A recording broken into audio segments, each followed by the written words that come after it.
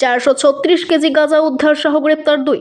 মুর্শিদাবাদ বহরমপুর থানার অন্তর্গত ফতেপুর বাইপাস এলাকার ঘটনা। সূত্রের খবর ভিত্তিতে এটি বহরমপুর থানার একটি দল নাকা চেকিংয়ের সময় হরিয়ানা নাম্বার প্লেট লাগানো লরি থেকে 436 কেজি গাঁজা উদ্ধার করে। পুলিশ সূত্রের খবর, শিলিগুড়ি থেকে কলকাতার উদ্দেশ্যে একটি সফট ড্রিঙ্কের লরি করে এই গাঁজা নিয়ে যাওয়া হচ্ছিল। এই ঘটনায় লরির চালক ও খালাসি নওশাদ হোসেন ও আনিস খানকে গ্রেপ্তার করা হয়েছে। ধৃতদের আজ 6 দিন পুলিশ হেফাজতের আবেদন করে বহরমপুর কোর্টে পাঠানো হবে। মুর্শিদাবাদ জেলা পুলিশের পক্ষ থেকে এসওজি এবং বহরমপুর থানা তাদের কাছে পূর্বে থাকা সূত্র অনুযায়ী তারা একটি অভিযান চালায়।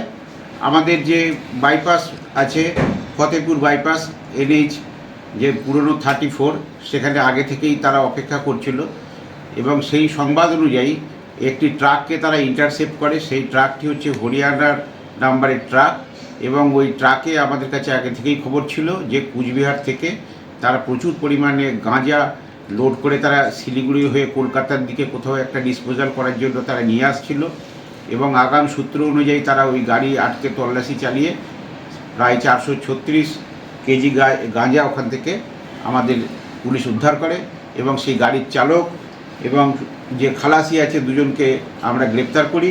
একজনের নাম হচ্ছে নওশাদ হোসেন, যিনি চালক ছিলেন, আরেকজনের নাম হচ্ছে আনিস খান, যিনি ওই ট্রাকটির হেল্পার ছিলেন এবং তাদের আমরা নির্দিষ্ট মামলা করে আমরা আজকে কোর্টে প্রডিউস করব এবং তাদের আমরা 7 দিনের পুলিশ হেফাজতের কোর্টের কাছে আমরা প্রেয়ার করছি।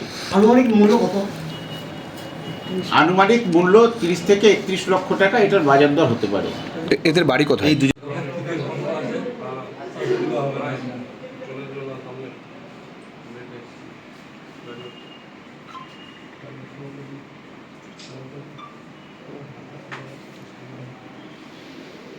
কালী পুজোর আগে সব ধরে নিলেন তো লোকের ছেলেপেলে খাবে কি করে?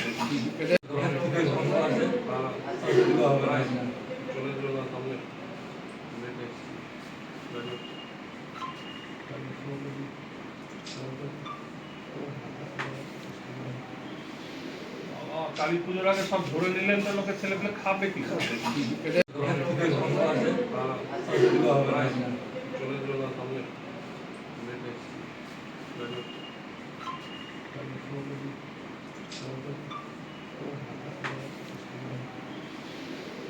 কালী পুজোর আগে সব ধরে নিলেন তো লোকের ছেলেপেলে খাবে কি করে?